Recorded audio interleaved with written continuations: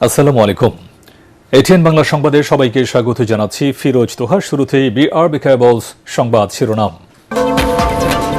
সিঙ্গাপুরে চিকিৎসাধীন অবস্থায় মারা গেলেন ইনকিলাব মঞ্চের মুখপাত্র শরীফ ওসমান হাদি। মরদেহ দেশে আনা হবে কাল।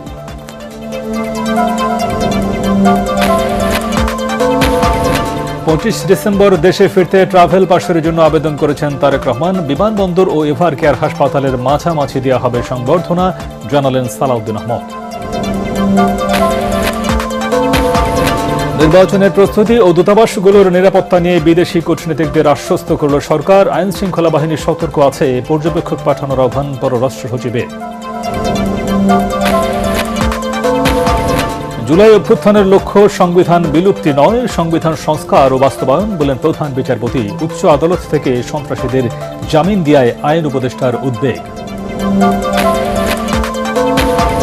খালেদা জিয়ার শারীরিক অবস্থা স্থিতিশীল, সুস্থতার বিষয়ে চিকিৎসকরা আশাবাদী, ব্রিফিংয়ে বললেন ডাক্তার জাহিদ।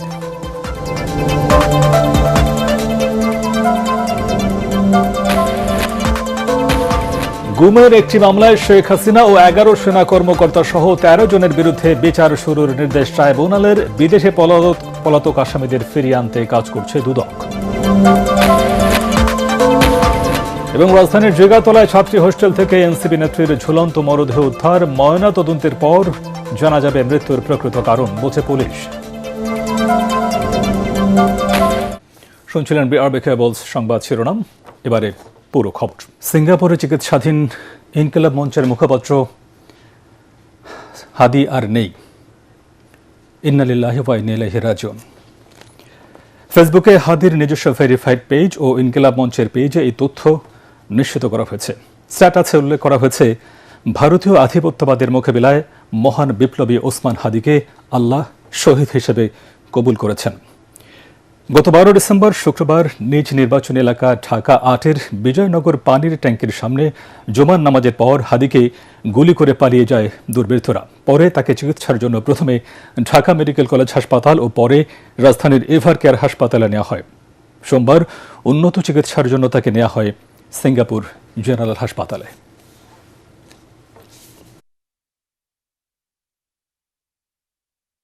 দেশে ফিরতে ট্রাভেল পাসের জন্য আবেদন করেছেন বিএনপির ভারপ্রাপ্ত চেয়ারম্যান তারেক রহমান। 25 ডিসেম্বর বেলা 11:55 হজরত শাহজালাল আন্তর্জাতিক বিমানবন্দরে অবতরণ করবেন বিএনপির ভারপ্রাপ্ত চেয়ারম্যান তারেক রহমান। এরপর তিনি বেগম খালেদা জিয়াকে দেখতে এভার কেয়ার হাসপাতালে যাবেন বলে জানান বিএনপির স্থায়ী কমিটির সদস্য সালাউদ্দিন আহমদ। বিমানবন্দর ও এভার কেয়ারের কাছাকাছি উপযুক্ত স্থানে তাকে সংবর্ধনা দেওয়া হবে বলেও জানান তিনি। এদিকে গুলশানে বিএনপি চেয়ারপারসনের কার্যালয়ে দলীয় মনোনীত প্রার্থীদের সঙ্গে মতবিনিময় সভা করেছে দলটির শীর্ষ নেতারা। এ সময় আসন ভাগাভাগির ক্ষেত্রে ফ্যাসিবাদ বিরোধী আন্দোলনের শরিক হিসেবে সম্মানজনক হিস্সা প্রত্যাশা করছেন গণতন্ত্র মঞ্চের নেতারা।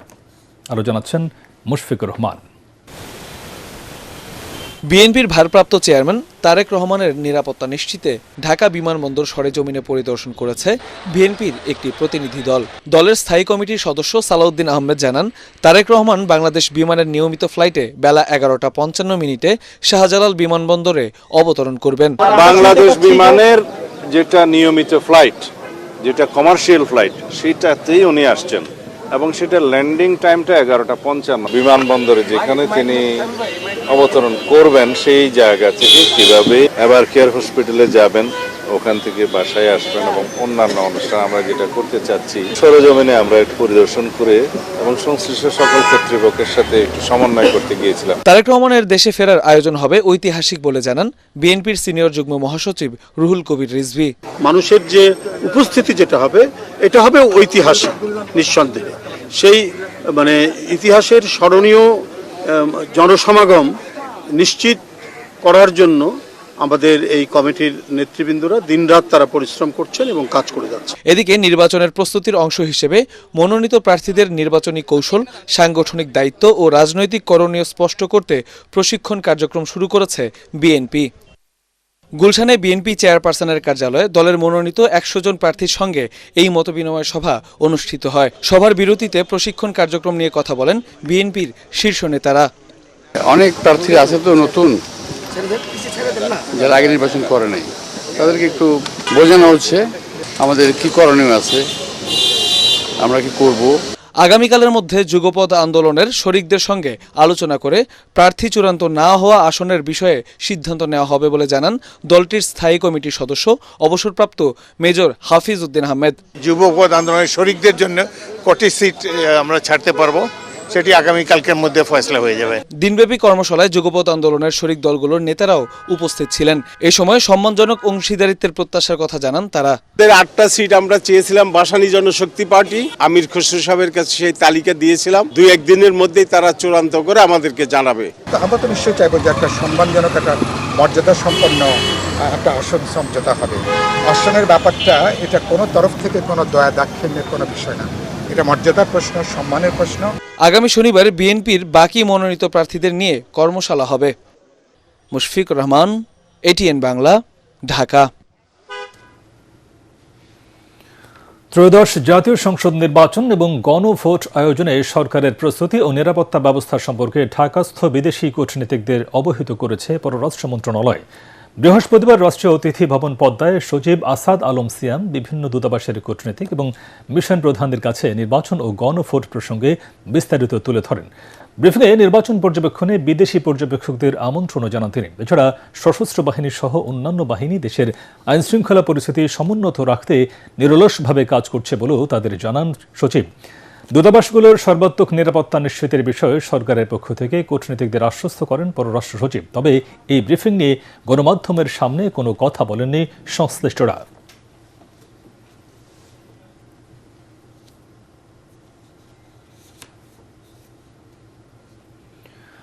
জুলাই গণ অভ্যুত্থান সংবিধান বিলুপ্তির জন্য নয়, বরং সংবিধানের সংস্কার ও বাস্তবায়নের জন্য হয়েছে।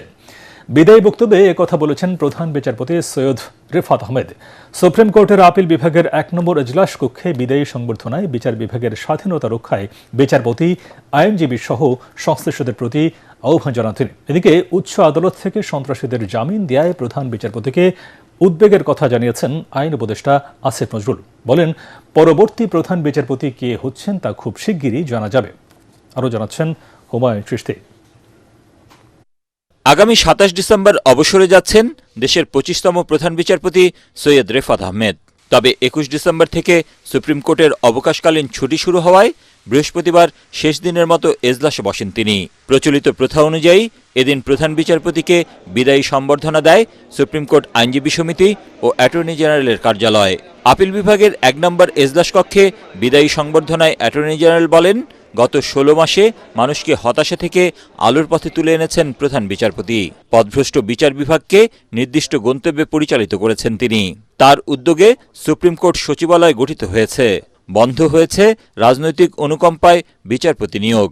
আর সুপ্রিম কোর্ট আইনজীবী সমিতির সভাপতি প্রধান বিচারপতিকে জানান, অনেক বিচারপতির মাধ্যমে হাইকোর্টের অনেক আইনজীবী অসম্মানিত হয়েছেন। বিচার বিভাগ যতবার আক্রমণের শিকার হয়েছেন বিভিন্ন স্বার্থান্বেষী মহলের, বিভিন্ন অপপ্রচারের, বারবার উনি প্রমিথিউসের মতো বিচার বিভাগের সামনে দাঁড়িয়ে বিচার বিভাগকে নেতৃত্ব দিয়েছেন। বিচারপতি হতে হবে মেধা সম্পন্ন, ব্যক্তিত্ব সম্পন্ন, সৎ। তার মধ্যে 3টা গুণই ছিল, সমন্বয় ছিল। অনেক বিচারপতি আইনজীবীদের সঙ্গে ভালো ব্যবহার করেন না, অসম্মানজনক ব্যবহার করেন। এটা বোধহয় সবারই খেয়াল রাখা উচিত। সুপ্রিম কোর্টের উভয় বিভাগের বিচারপতি ও আইনজীবীদের উপস্থিতিতে বিদায়ী বক্তব্যে প্রধান বিচারপতি বলেন, বিচার বিভাগ মানুষের ন্যায় বিচার পাওয়ার সবশেষ আশ্রয়স্থল। আইনজীবীদের সততা ও মানবিকতার সাথে দায়িত্ব পালনের আহ্বান জানান তিনি। ওনার বক্তব্যের অন্যতম মূল মোদ্দা কথা হলো, এই সংবিধান আমাদের মূল ভিত্তি, এই সংবিধানকে কেন্দ্র করেই আমাদের এগিয়ে যেতে হবে। জুলাই গণ অভ্যুত্থানের যে চেতনা, যে প্রেরণা, যে প্রেক্ষাপট, যে প্রেক্ষিত, সব কিছুই এই সংবিধানকে বিলুপ্তির জন্য করা হয়নি। এই সংবিধানকে তার রাইট ট্র্যাকে নেওয়ার জন্য করা হয়েছে। সংবিধানের মতো চলা উচিত, সংবিধানকে ভিন্নভাবে পরিচালিত করার সুযোগ নেই। বিকেলে বিদায়ী প্রধান বিচারপতির সাথে সুপ্রিম কোর্টে দেখা করেন আইন উপদেষ্টা। উচ্চ আদালত থেকে সন্ত্রাসীদের জামিন দেওয়ার বিষয়ে নিজের উদ্বেগের কথা জানান। কথা বলেন পরবর্তী প্রধান বিচারপতির নিয়োগ নিয়েও। ফ্যাসিস্ট নেত্রী শেখ হাসিনা একের পর এক আমাদের জুলাই গণ অভ্যুত্থানকারীদের হত্যার হুমকি দিয়ে যাচ্ছেন, এবং তার দলের অনুসারীরা যদি জামিন পায়, এটা জামিনের কোনো নিয়ম নীতির সাথে সামঞ্জস্যপূর্ণ না। কে পরবর্তী প্রধান বিচারপতি হচ্ছেন, এটা হচ্ছে সরকারের নীতি নির্ধারণের বিষয়। আপনারা হয়তো 3-4 দিনের মধ্যে জানতে পারবেন। জুলাই গণ আন্দোলনের রাজনৈতিক পট পরিবর্তনের পর গত বছরের 11 আগস্ট দেশের 25তম প্রধান বিচারপতি হিসেবে শপথ নেন সৈয়দ রেফাত আহমেদ। তিনি তত্ত্বাবধায়ক সরকারের সাবেক উপদেষ্টা প্রয়াত ব্যারিস্টার সৈয়দ ইশতিয়াক আহমেদ ও প্রয়াত জাতীয় অধ্যাপক ডক্টর সুফিয়া আহমেদের ছেলে।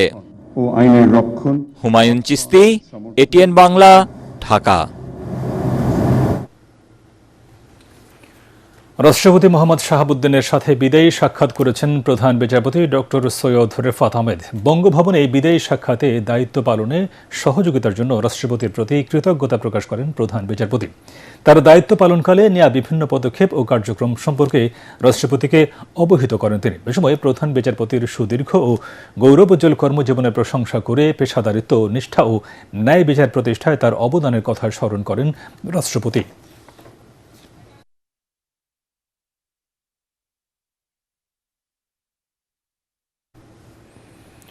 বিএনপি চেয়ারপারসন বেগম খালেদা জিয়ার শারীরিক অবস্থা স্থিতিশীল বলে জানিয়েছেন তার ব্যক্তিগত চিকিৎসক ডাক্তার AZM জাহেদ হোসেন। তিনি জানান, চিকিৎসা ঠিকমতো গ্রহণ করতে পারছেন বেগম জিয়া। তার সুস্থতা নিয়ে চিকিৎসকরা আশাবাদী বলেও জানান ডাক্তার জাহেদ। সেই সঙ্গে হাসপাতালের সামনে নেতাকর্মীদের ভিড় না করতে আহ্বান জানান তিনি।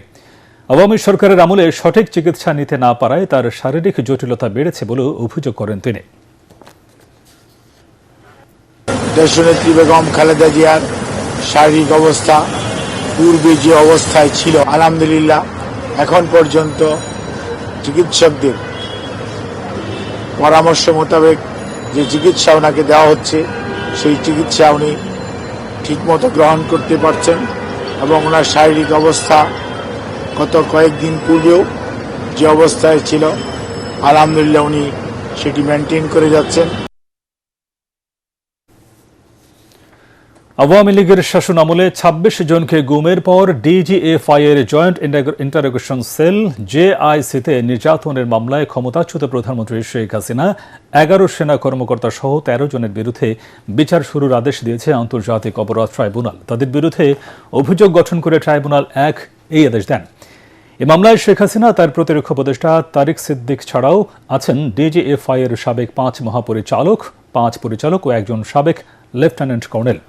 এদের মধ্যে 3 জন গ্রেফতার আছেন। এদিকে জুলাই গণ আন্দোলনে মানবতা বিরোধী অপরাধের মামলায় ওবায়দুল কাদের সহ 7 জনের বিরুদ্ধে অভিযোগ আমলে নিয়ে তাদের বিরুদ্ধে গ্রেফতারি পরোয়ানা জারি করেছে ট্রাইব্যুনাল 2।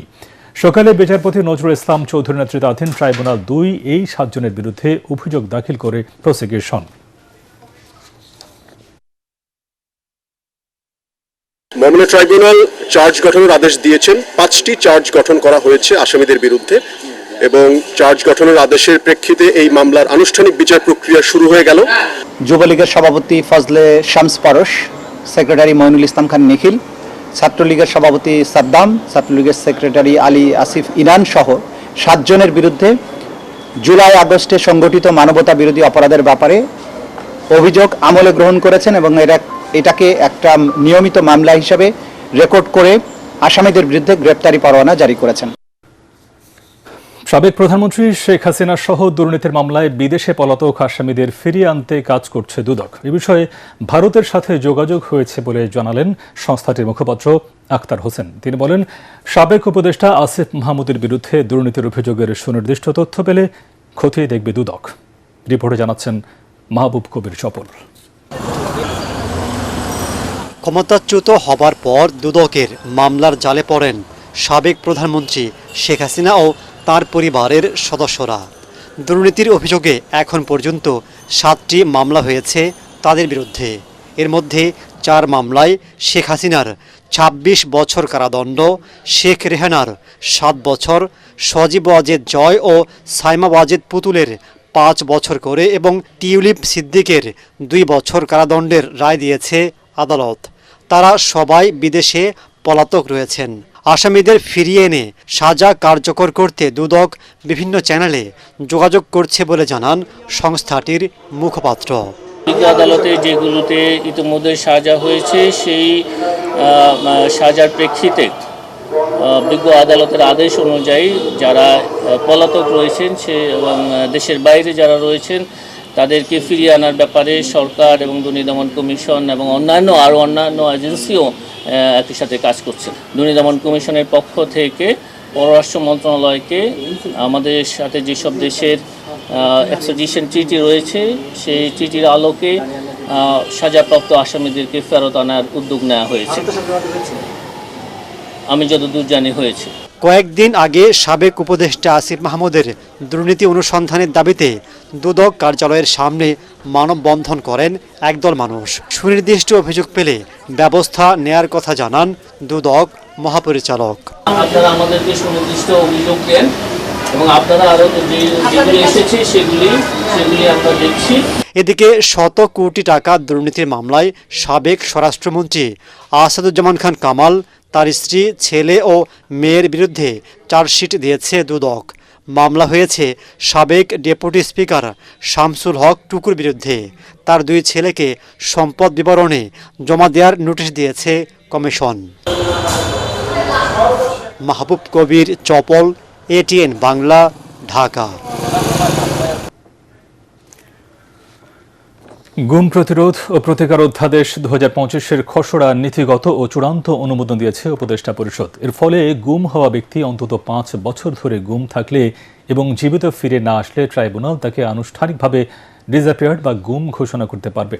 সরকার গুম প্রতিরোধ ও প্রতিকার ট্রাইব্যুনাল এর জন্য মানবাধিকার কমিশনের সুপারিশে প্রয়োজনীয় সংখ্যক পাবলিক প্রসিকিউটর নিয়োগ দিতে পারবে। এছাড়া বাংলাদেশ হাওড় ও জলাভূমি সংরক্ষণ অধ্যাদেশ 2025-এর খসড়া নীতিগত ও চূড়ান্ত অনুমোদন দিয়েছে উপদেষ্টা পরিষদ। উপদেষ্টা পরিষদে বৈঠকে সুইজারল্যান্ডের রাজধানী বার্নে বাংলাদেশের নতুন একটি দূতাবাস স্থাপনের প্রস্তাব অনুমোদন দিয়েছে উপদেষ্টা পরিষদ। স্বাধীনতা পরবর্তী সময় থেকে সুইজারল্যান্ডের জেনেভাতে বাংলাদেশের পার্লামেন্ট মিশন রয়েছে। বার্নে বিশ্বের বেশিরভাগ দেশেরই দূতাবাস থাকলেও বাংলাদেশের দূতাবাস না থাকায় জেনেভার পার্লামেন্ট মিশনে এতদিন ধরে জাতিসংঘ ও দূতাবাসের কাজগুলো সম্পন্ন করা হচ্ছিল।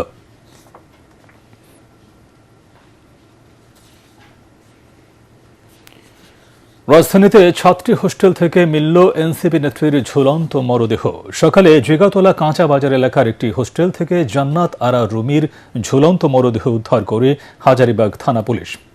তিনি এনসিপির মহানগর দক্ষিণ সমন্বয় কমিটির যুগ্ম সমন্বয়কারী ছিলেন। প্রাথমিকভাবে মৃত্যুর কারণ জানাতে পারেনি পুলিশ।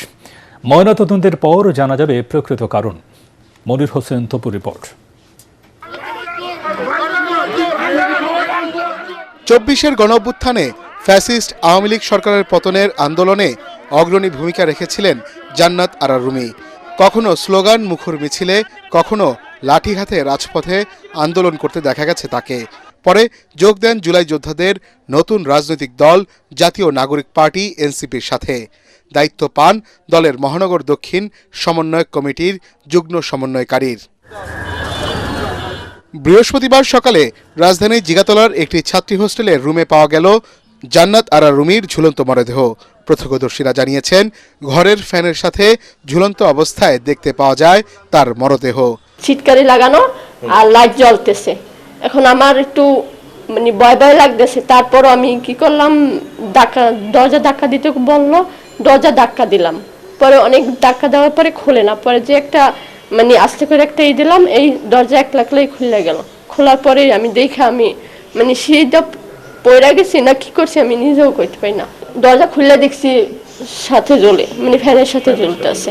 সিগারেট একটা এই কইছে যে একজন লোক আইছিল, উপরে বেলে ঝগড়া লাগছে মহিলারা হোস্টেলে। আমি তো গেছি আবার ঠিক আমি এটা লাগা দিয়া আবার হারিয়া এই মহিলারা ফোন দিয়েছি। ফোন দিলে আবার হারা গেছে উপরে আবার আমার আর এই প্রশাসনের লোক আইলে এরপর আমি গেছি, এর আগে আমি যাইনি। হাজারীবাগ থানা পুলিশ ঘটনাস্থলে পৌঁছে রুমির মরদেহ উদ্ধার করে। পরে লাশ ময়নাতদন্তের জন্য ঢাকা মেডিকেল কলেজ হাসপাতালে পাঠানো হয়। এটি হত্যাকাণ্ড নাকি আত্মহত্যা তা খতিয়ে দেখছে পুলিশ। ভোর রাতের দিকে খবর পাওয়ার পরে আমরা এখানে আমাদের টিম ঘটনাস্থলে আসার পরে আমরা ফ্যানের সাথে তার ঝুলন্ত মরদেহ পাই এবং এখানকার যে একজন আয়া সে প্রথমে এই বিষয়ে তার মরদেহটি দেখতে পায়। আমরা তার পরিবারের লোকজনের সাথে যোগাযোগ করার চেষ্টা করছি। তার পরিবারের 2জন প্রতিনিধি এসছেনও। আমরা আমাদের পরবর্তী যে আইনগত প্রক্রিয়া সেটা আমরা করছি। পোস্টমর্টমের পরেই এটা জানা যাবে। আর আপনারা যে বিষয়গুলো বলছেন সম্ভাব্য সেই বিষয়গুলো আমরা ইতিমধ্যে সেগুলো যাচাই বাছাই করছি। জান্নাত আরা রুমি পারিবারিকভাবে মানসিক চাপে ছিলেন বলে প্রাথমিকভাবে জানিয়েছে পুলিশ। মনির হোসেন তপু, ATN বাংলা, ঢাকা। ঢাকা 10 আসনে এখনও জমে ওঠেনি প্রচারণা। পুরোদমে নির্বাচনী আমেজ লাগেনি, তবে নানা সামাজিক অনুষ্ঠানে গিয়ে দোয়া এবং সমর্থন চাইছেন প্রার্থীরা। উপদেষ্টার পদ থেকে পদত্যাগ করে আসিফ মাহমুদ সজীব ভুঁইয়া নির্বাচনের ঘোষণা দেয় আসন ঘিরে তৈরি হয়েছে নতুন সমীকরণ। ভোটাররা বলছেন, সন্ত্রাস, মাদক এবং চাঁদাবাজদের দৌরত্ব দূর করে জানমালের নিরাপত্তা দেবে এমন প্রার্থীকে ভোট দেবেন তারা। সালাম স্টিল ভোটের গাড়ি নিয়ে নির্বাচনী এলাকা ঘুরে রিপোর্ট করছেন মুশফিকুর রহমান। ধানমন্ডি, কলাবাগান, নিউ মার্কেট, হাজারীবাগ এবং কামরাঙ্গীর চরের কিছু অংশ নিয়ে ঢাকা 10 আসন। ক্ষুদ্র থেকে বড় ব্যবসা প্রতিষ্ঠান, আবাসিক এলাকা সহ নানা কারণে গুরুত্বপূর্ণ আসনটিতে রয়েছে মাদক, সন্ত্রাস সহ নানা ধরনের অপরাধ।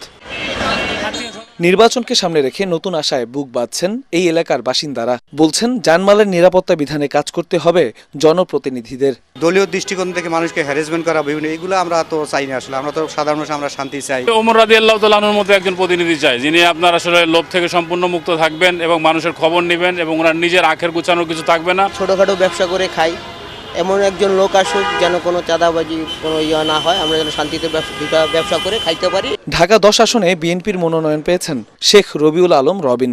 ভোটারদের চাহিদা এবং এলাকার সার্বিক উন্নয়নে নানা পরিকল্পনার কথা জানান তিনি।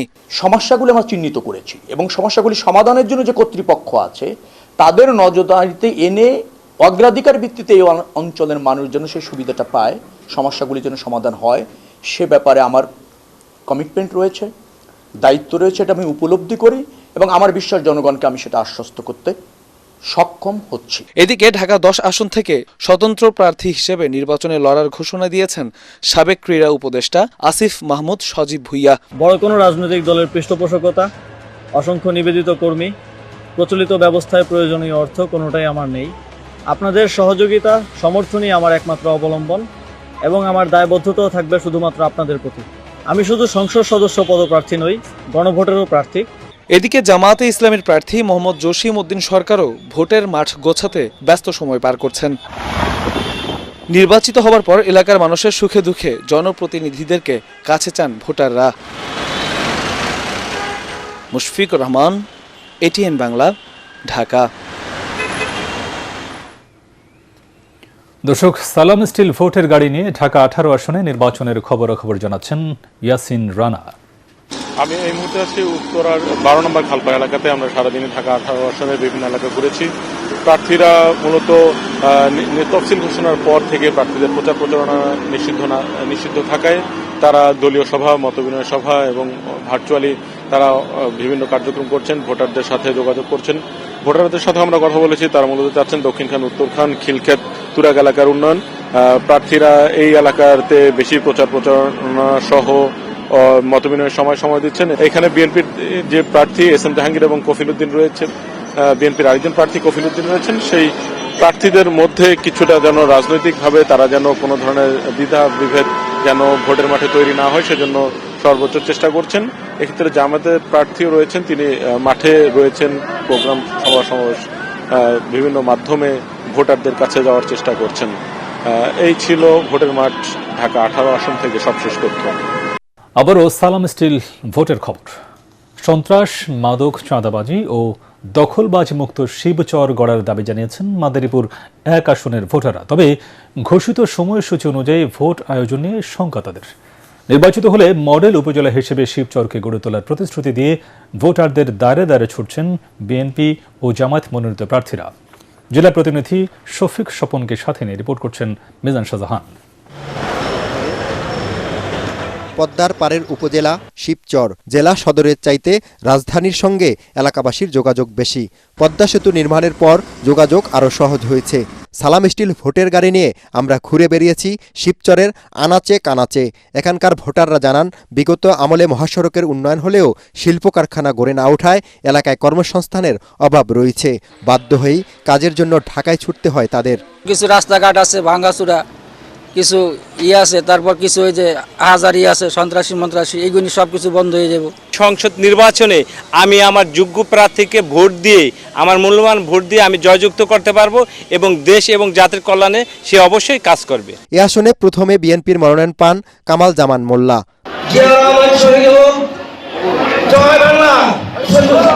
তার মুখে জয় বাংলা স্লোগান ও আওয়ামী লীগ নেতাদের সাথে ছবি ভাইরালের পর মনোনয়ন স্থগিত করে দল।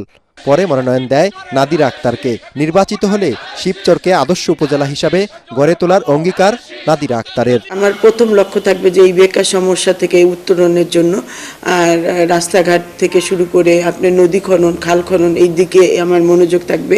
আর আমাদের শিক্ষা ব্যবস্থাটার অবস্থাও বেশ খারাপ, আমার এই দিকটাই বেশ ভালো খেয়াল থাকবে। এ আসনে জামাতের প্রার্থী গোলাম সরোয়ার হোসেন মৃধা বলেন, সারা দেশে দাঁড়িপাল্লার জোয়ার বইছে। জয়ের ব্যাপারে শতভাগ আশাবাদী তিনি। বর্তমান সময়ে আমরা দীর্ঘদিন যাবৎ দেখছি যে সন্ত্রাসবাদ, চাঁদাবাজ, দখলবাজি, এই যত কিছু চলছে এগুলো অপনোদনের জন্য, নির্মূলের জন্য একমাত্র সুশাসনেই সম্ভব। যে প্রার্থী নির্বাচিত হোক তার কাছে সন্ত্রাস আর মাদকমুক্ত শিবচর গড়ার প্রতিশ্রুতি চান ভোটাররা। মিজান শাহজাহান, এটিএন বাংলা, মাদারীপুর। দর্শক, সালাম স্টিল ভোটের গাড়ি নিয়ে এখন নরসিংদীতে আছেন সহকর্মী জামিল হাসান শান্ত। তিনি জানাচ্ছেন সেখানকার নির্বাচনী খবর। সালাম স্টিল ভোটের গাড়ি নিয়ে আমরা বর্তমানে অবস্থান করছি নরসিংদীর শিবপুরে। এটি নরসিংদী সদর 3 আসনের অন্তর্ভুক্ত। এই এলাকা যারা প্রার্থী রয়েছেন তারা কিন্তু বিভিন্ন মিটিং থেকে শুরু করে ভোটারদের বাড়িতে গিয়ে যে ভোট চাওয়ার যে ব্যাপারটি রয়েছে সেটা কিন্তু তারা করছেন এবং বিভিন্ন উঠান বৈঠক তারা করছেন।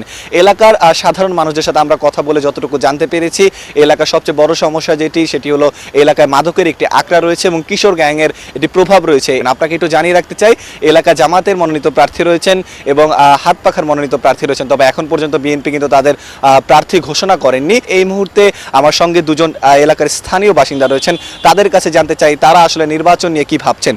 আপনি নির্বাচন নিয়ে কি ভাবছেন? আমি চাই এদেশে সুষ্ঠু একটা নির্বাচন হোক এবং জনগণের জন্য কাজ করুক, এরকম একটা নেতা চাই।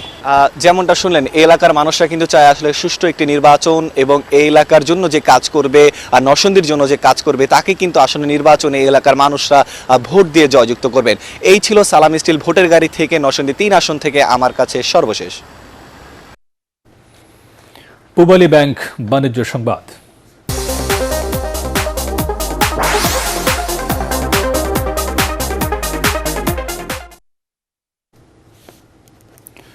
দেশে মোট ব্যাংক ঋণের 36% খেলাপি, যা দেশের বাজেটের প্রায় 80% বা 6.5 লাখ কোটি টাকা। এ পরিস্থিতি থেকে উত্তরণে সরকার কাজ করছে বলে জানিয়েছেন বাংলাদেশ ব্যাংকের গভর্নর আহসান এইচ মনসুর। রাজধানীর পল্টনে ইকোনমিক রিপোর্টার্স ফোরাম ERF আয়োজিত সেমিনারে তিনি একথা বলেন। এ সময় সিপিডির নির্বাহী পরিচালক ফাহমিদা খাতুন বলেন, কেন্দ্রীয় ব্যাংকের স্বাধীনতা ও স্বচ্ছতা ছাড়া আর্থিক খাতে শৃঙ্খলা ফেরানো সম্ভব নয়। তরিক ইসলামের রিপোর্ট। ব্যাংকিং খাতের সংস্কার, চ্যালেঞ্জ ও উত্তরণের উপায় নিয়ে আলোচনা সভার আয়োজন করে ইকোনমিক রিপোর্টার্স ফোরাম ERF। আমরা যেমন দেখেছিলাম যে যদি আমরা ব্যাংকিং বিগত সময়ে ব্যাংকিং খাতের অনিয়ম ও সীমাবদ্ধতা তুলে ধরেন এ ব্যাংক কর্মকর্তা। গভর্নেন্স এন্ড রেগুলেটরি গ্যাপস যেটা আছে সেটাকে আমাদেরকে স্ট্রেনথেন করতে হবে, স্পেশালি যে ডুয়াল রোল যে রেগুলেশন ছিল, যেটা ডুয়াল রোল, যে মিনিস্টার অফ ফাইন্যান্স, সরকারি ব্যাংক, প্রাইভেট সেক্টর ব্যাংক, আপনার সেন্ট্রাল ব্যাংক, এটাকে একীভূত করতে হবে সো দ্যাট একই জিনিস লেভেল প্লেইং ফিল্ড থাকে, সবার জন্য একই নিয়ম থাকে। সেমিনারে সিপিডির নির্বাহী পরিচালক ফাহমিদা খাতুন বলেন, আর্থিক খাতের শৃঙ্খলা ফেরাতে প্রয়োজন কেন্দ্রীয় ব্যাংকের পেশাদারিত্ব ও জবাবদিহিতা। বাংলাদেশ ব্যাংককে স্বাধীনভাবে কাজ করতে দিতে হবে, যাতে এই যে বিভিন্ন ধরনের সংস্কার কার্যক্রম হাতে নেওয়া হয়েছে, ইনক্লুডিং এই ব্যাংক একীভূতকরণ করা, এইটা চলমান রাখতে হবে এবং তারপরে জবাবদিহিতাটা নিশ্চিত করার জন্য সেটাও কিন্তু বাংলাদেশ ব্যাংকের স্বাধীনতার উপরে। এ সময় বাংলাদেশ ব্যাংকের গভর্নর আহসান এইচ মনসুর বলেন, ব্যাংকিং খাতে স্থিতিশীলতা ফেরাতে রাজনৈতিক দলের সদিচ্ছার কোনো বিকল্প নেই। ব্যাংকের এনপিএল সমস্যা আছে, বিরাট সমস্যা। আমাদের এনপিএল হচ্ছে পৃথিবীর অন্যতম হাইয়েস্ট, এটা প্রায় 36% মতো হয়ে গেছে, 34%। ব্যাংক গভর্নেন্সের ব্যাপারে আমরা খুবই নজর দিচ্ছি। এটা ওভারনাইট চেঞ্জ হয় না, অনেক ক্ষেত্রে ইটস এ কালচারাল ফেনোমেনন। প্রত্যেকটা রাজনৈতিক দলের কাছেই প্রত্যাশা তাদের ম্যানিফেস্টোতে যেন আর্থিক খাতের বিষয়ে বছর শেষে কোনো ঋণ ছাড়াই রিজার্ভের পরিমাণ $35 বিলিয়ন পৌঁছাবে বলেও জানান গভর্নর। আমাদের রিজার্ভ বাড়ানো সম্ভব। তরিক ইসলাম, এটিএন বাংলা, ঢাকা। আমরাই বাড়াবো আমাদের অর্থ। সন্ধানী লাইফ ইন্স্যুরেন্স আন্তর্জাতিক সংবাদ।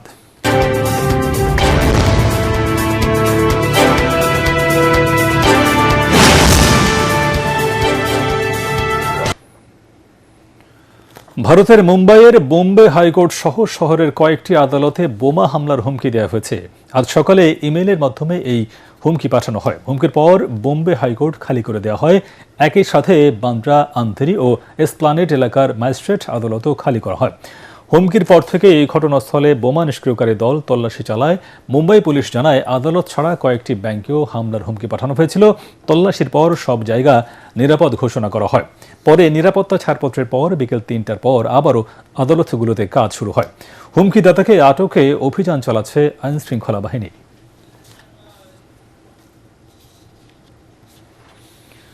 সাম্প্রতিক জরিপে জনপ্রিয়তা কমলেও নিজেকে সফল বলেই মনে করেন যুক্তরাষ্ট্রের প্রেসিডেন্ট ডোনাল্ড ট্রাম্প। হোয়াইট হাউসে স্থানীয় সময় বুধবার দেয়া এক বিরল সান্ধ্যকালীন ভাষণে তার সরকারের সাফল্যের কথা তুলে ধরেন তিনি।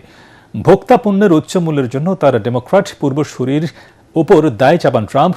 এমন সময় তিনি ভাষণ দিলেন যখন তার দল রিপাবলিকান পার্টি আগামী বছরের মধ্যবর্তী নির্বাচনের আগে কঠিন পরিস্থিতির মুখে পড়েছে। ২০ মিনিটের কম সময় এই ভাষণে ট্রাম্প বলেন, ১১ মাস আগে দেশে যে বিশৃঙ্খল অবস্থার সৃষ্টি হয়েছিল তা দ্রুততার সাথে ঠিক করা হয়েছে। রয়টার্স ও ইপসোসের সর্বশেষ জরিপে ৩৯% প্রাপ্তবয়স্ক মার্কিন নাগরিক ট্রাম্পের কাজকে সমর্থন করেছেন। তবে এর আগের জরিপে ৪১% প্রাপ্তবয়স্ক মার্কিন নাগরিক ট্রাম্পের কাজে খুশি ছিলেন। এবার খেলার খবর।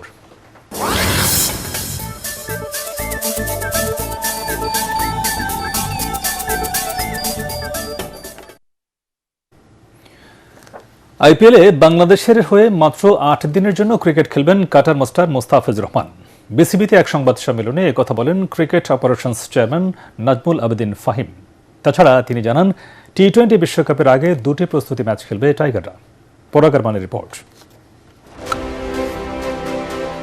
ক্রিকেট বিশ্বে নতুন ইতিহাসে নাম লিখতে আসছে আরও একটি মহারণও, টি-20 বিশ্বকাপ। আগামী বছরের ফেব্রুয়ারি এবং মার্চ মাসে ভারত ও শ্রীলঙ্কায় হবে এই আসর। ২০ দলের এই প্রতিযোগিতা শুরু হবে ৭ ফেব্রুয়ারি। সি গ্রুপে বাংলাদেশের প্রতিপক্ষ ইংল্যান্ড, ওয়েস্ট ইন্ডিজ, নেপাল এবং ইতালি। বিশ্বকাপে অংশ নিতে ২৮ জানুয়ারি ভারতের উদ্দেশ্যে রওনা হবে লাল সবুজের দল।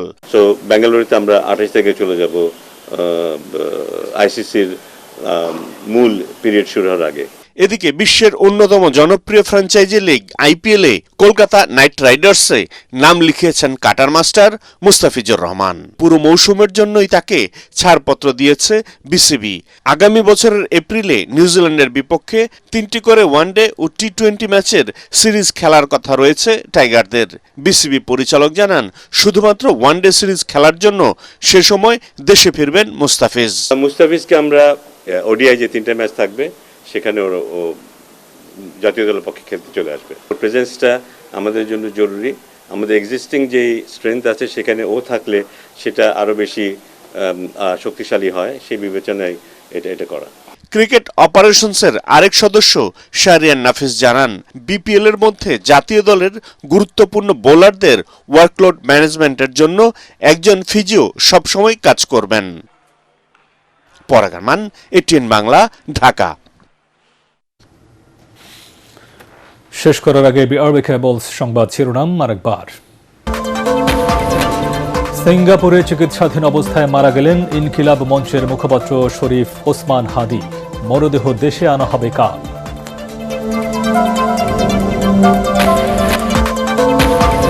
25 ডিসেম্বর দেশে ফিরতে ট্রাভেল পাসের জন্য আবেদন করেছেন তারেক রহমান। বিমানবন্দর ও এভার কেয়ার হাসপাতালের মাঝামাঝি দেওয়া হবে সংবর্ধনা, জানালেন সালাউদ্দিন আহমদ।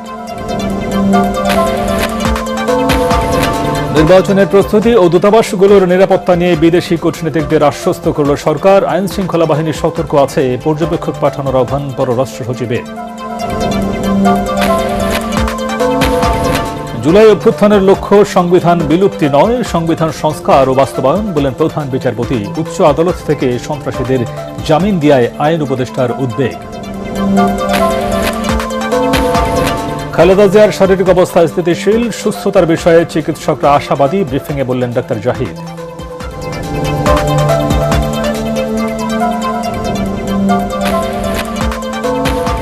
গুমের একটি মামলায় শেখ হাসিনা ও 11 সেনা কর্মকর্তা সহ 13 জনের বিরুদ্ধে বিচার শুরুর নির্দেশ ট্রাইব্যুনালের। বিদেশে পলাতক আসামিদের ফিরিয়ে আনতে কাজ করছে দুদক।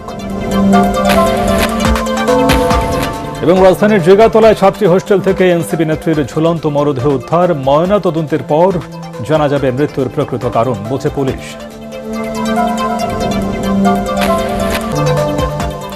পরবর্তী সংবাদ দেখার আমন্ত্রণ জানিয়ে এখনকার মতো শেষ করছি। আর এটিএন বাংলার সংবাদ ইউটিউবে দেখতে ব্রাউজ করুন youtube.com/ATN Bangla News। ধন্যবাদ সবাইকে।